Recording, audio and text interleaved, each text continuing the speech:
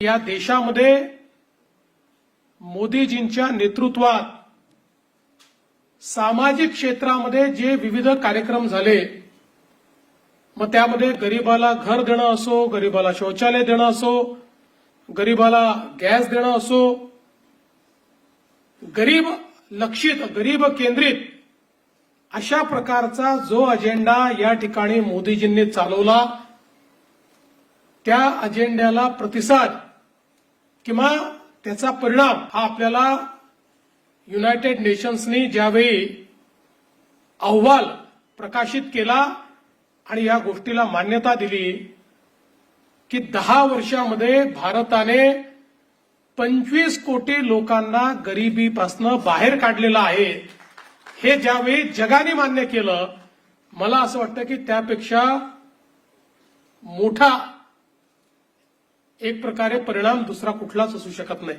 25 कोटी लोक जे गरिबी आणि एक्स्ट्रीम पॉवर्टीमध्ये होते, तीव्र गरिबीत होते, ते गरिबी रेषेच्या वर आले।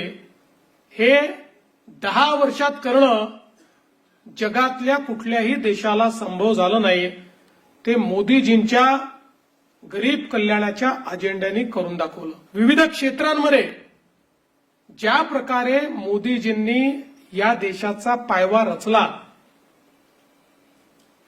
आता याच्या पुढे सातत्याने त्याच्यावरच्या इमारतीवर मजलेच चढणार आहेत। आपण पुढेच जाणार आहोत, कारण इतका भक्कम पाया मोदीजींनी रचलेला आहे की आता पाठीमागे जाण्याचं काहीच कारण नाही।